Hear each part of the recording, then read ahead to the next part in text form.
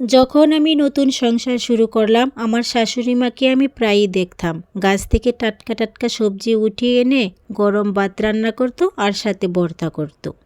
তখন মুখে কি রুচি ছিল, ভর্তা ভাত খেতে কি ভালো লাগতো। হ্যালো এভরিওয়ান, আসসালামু আলাইকুম। আশা করি সবাই ভালো আছেন। আলহামদুলিল্লাহ, আমি অনেক বেশি ভালো আছি। আমার ছেলেকে সাথে নিয়ে সবজি উঠাচ্ছি, আজকে ভর্তা করব। শীতের দিন হলে আমার শাশুড়িকে দেখতাম বেশি বেশি ভর্তা করত। আমার শাশুড়ি বলতো ভর্তা ভাত এগুলো শীতের দিনের জন্য সেরা। শীত চলে যাচ্ছে, তেমন করে ভর্তা ভাত এখনো খাওয়া হয়নি। আমরা বাঙালি, আমরা গ্রামের মেয়ে, আমরা ভর্তা ভাত খাবো না সেটা কি করে হয়। আজকে বেগুন ভর্তাও করব, কিন্তু আজকের বেগুন ভর্তা আগুনে পুড়ে নয়, তেলে ভেজে তারপর বানাবো।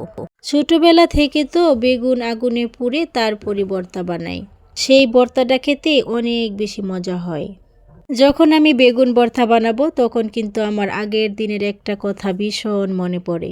আমার শ্বশুর বাড়িতে না চুলার মধ্যে রান্না করতাম। আমার শাশুড়ি যখন বলতো বেগুন পুড়ে ভর্তা করার জন্য, চুলার ভিতরে আমি বেগুন দিয়ে দিতাম।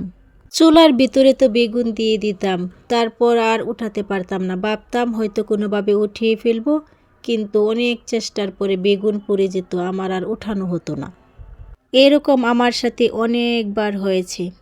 আমার শাশুড়ি যেদিন জানতে পারলো আমি চুলার ভিতর বেগুন দিলে আর উঠাতে পারিনি, সেদিন থেকে আমার শাশুড়ি কাছে বসে তারপর বেগুন পুড়ে রেখে যেত।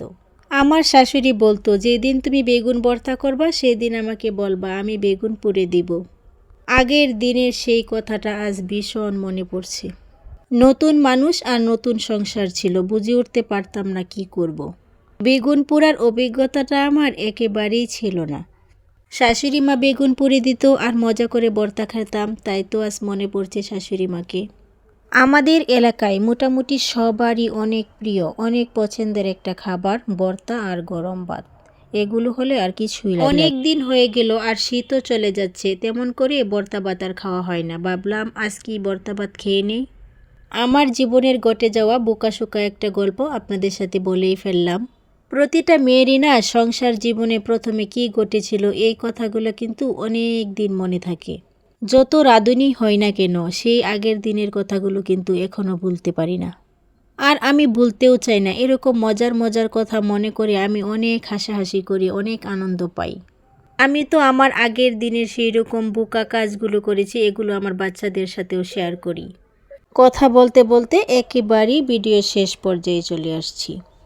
আপনাদের কাছে যদি আমার ভিডিওটি ভালো লেগে থাকে তাহলে প্লিজ একটা লাইক দিতে ভুলবেন না। কমেন্টে আপনাদের মতামত জানাতে পারেন। আপনাদের সকলের সুস্বাস্থ্য কামনা করে আমি আজকের মতো বিদায় নিচ্ছি। আসসালামু আলাইকুম রহমতুল্লাহ।